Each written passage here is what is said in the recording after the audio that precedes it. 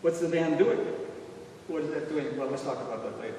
As for instruments, just assigning, okay, trumpet, soprano, trumpet, alto, French horn, tenor, tuba, trombone, bass. Okay, here we go.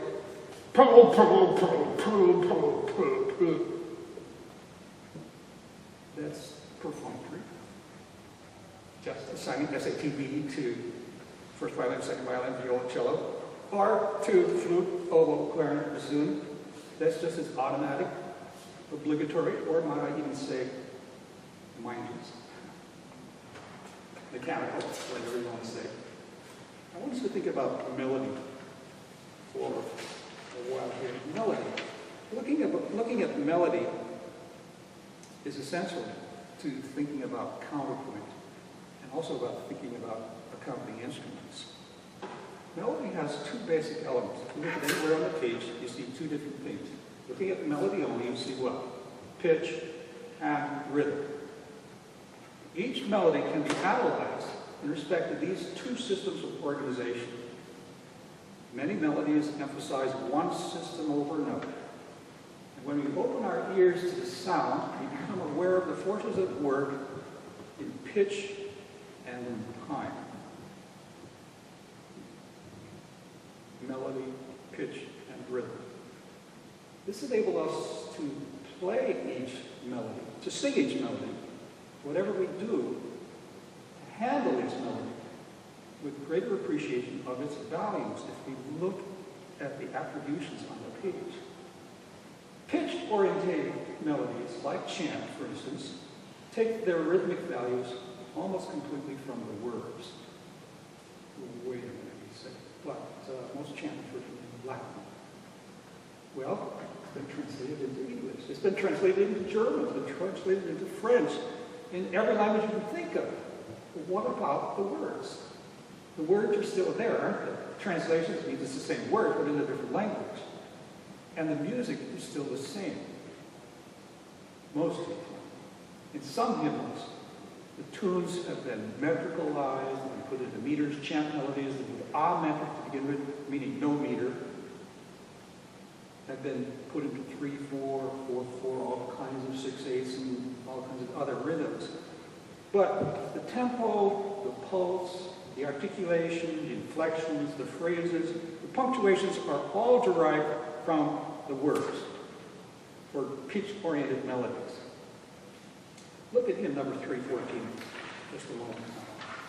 314 in the hymnals.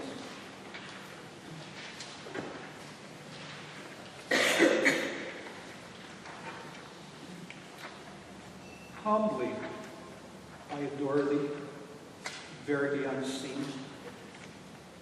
With thy glory hidden, with thy glory hidest neath these shadows mean. That's a tough handle to grab hold of, but humbly I adore thee, verity unseen. It's easy to get, but with thy glory hidest underneath these shadows mean. In other words, underneath your shadows is your glory hidden. Lo, to you surrenders my entire being. My heart is bowed to you. I surrender to you. Entranced as it looks at you and beholds you, shrined within the cloud. Wow. Can you get the picture? Do you see it up there in the rafters? You see the shadows? Can you see God in his true verity? Can you see all of this power of living within the cloud of holy space? I got a call just a week ago for me to come in and do a last-minute service at church. And they said, we want you to come. We've got an international student dinner.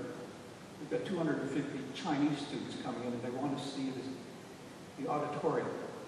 They want to see the organ in the auditorium. And so they said, we'll have dinner across the street, and then we'll come over, and then we'll enter the auditorium, and then we'll probably sit in the auditorium. I said, stop, stop, stop! We have no auditoriums. We have a sanctuary, a place of holy holies. This This is where we come to worship. This is a holy space. This is where God lives. And we come into his presence. Only I adore thee, verity unseen. Who thy glory hidest beneath these shadows. Lo, to thee surrender, my whole heart is bound.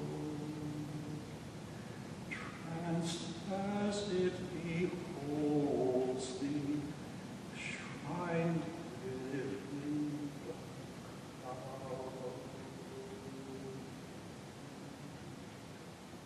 Now, if I ask Dave Clark to go to the organ and accompany his congregation singing that, I'm not going to ask you that. But what would he do? What would any of you do? This is his church. This is his hymn book. That's his congregation. And there's an accompaniment, right? I'm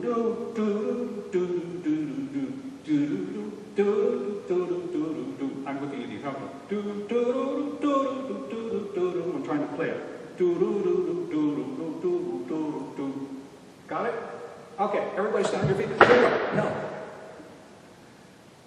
I'm not going to ask Dave what you would do, but I suspect out of all, whatever there are, 12, 15 of us here, you would have a different approach to that hymn, I hope.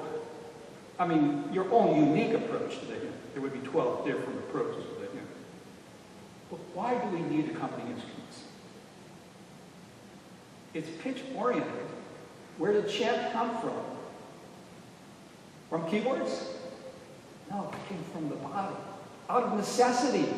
These poor monks in the monasteries get up at 3 o'clock in the morning. They have to go to the chapel to sing and pray, read scripture. And they do it every 3 hours or so. They get up at 6 o'clock again. And they do the same thing. And at 9 o'clock. And at noon. And all day long they go to the chapel. And what do they do? Well, if there were no songs to sing, then somebody's getting up at 3 o'clock saying,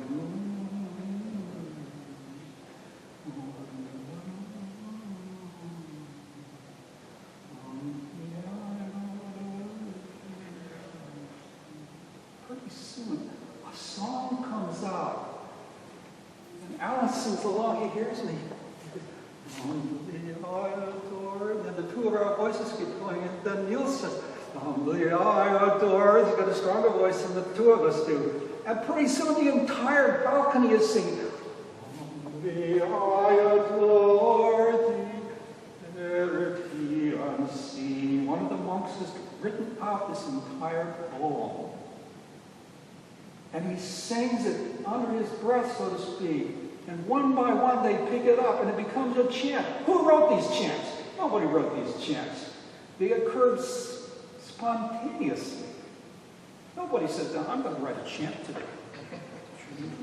Okay, now here we go. Got it? All right, everybody stand. No, in fact, the people out there weren't even singing in the services, were they? It was all being done for them. That's why the Reformation took place, is because the people out there said, we have nothing to do. The clergy's doing it all for us. The priests, the choir. We don't have any part in what they're doing. They're singing, or they're singing it in Latin, and we're not even Latin people. We speak German, or we speak French. That's what the Reformation was all about. The people wanted to sing in their own language, and the Reformation gave them a chance to do it. And so they took these hymns and turn over to hymn number 318, would you please?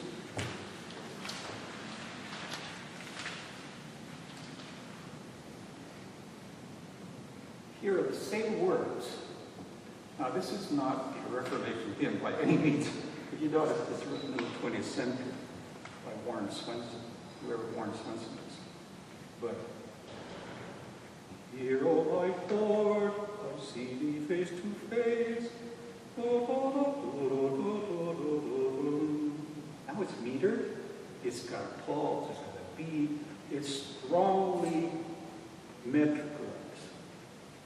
And this is a totally different melody now. Now I realize that many hymnals and editors have metricalized a lot of chants.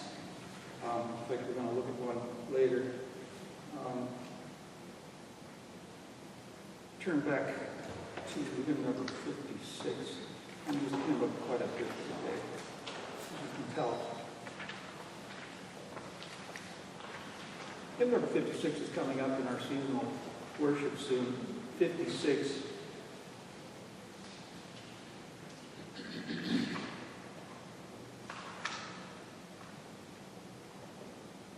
Most of us would sing this fairly somber, in a fairly reduced tempo, but we wouldn't see it in our hymnals with this type of notation, with stemless, unmetered, unmeasured notation. Metric, that's what I call it. Free rhythm. Oh come. Where's the punctuation?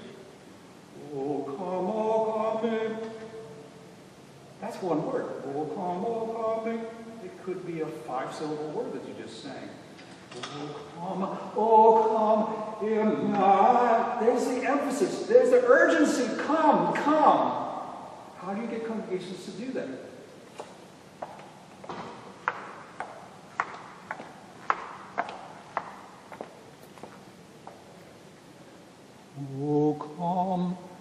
Oh come, Emmanuel, and ransom captive Israel.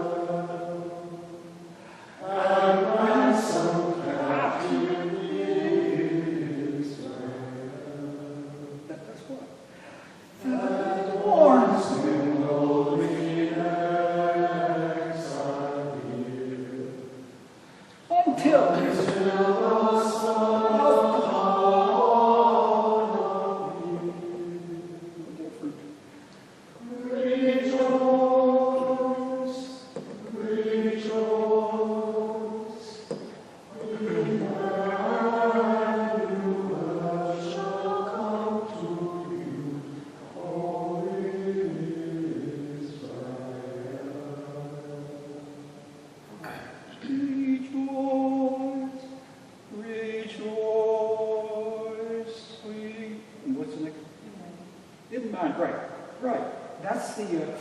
That's the promise. Rejoice, Emmanuel is coming soon, so come right now and wait. It's the thought. The way you read the words is the way you're going to sing this song. Right? All right. Now, Gene, you go to the organ for a moment. Just kidding.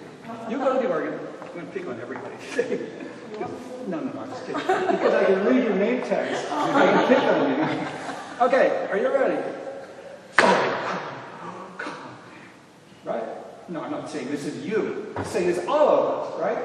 Because we get in the spirit of Christmas, and we're singing O Come Emmanuel at Christmas Eve, aren't we?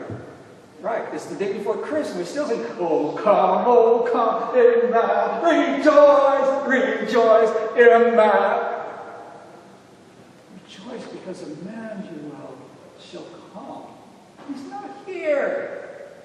We're still hoping for it. It's one of those pitch-oriented melodies. And in many of our hymn books, it has been metrical. I think it's one of the greatest examples. This is another example here on hymn number 60. Hymn number 60. Creator of the stars of night. Another Advent hymn. I don't know if any of us know this. It's not in any of our modern day hymnals. Lutherans bless them. Catholics, Episcopals, yes, and in the Catholic. Yes, right. Is it metricalized?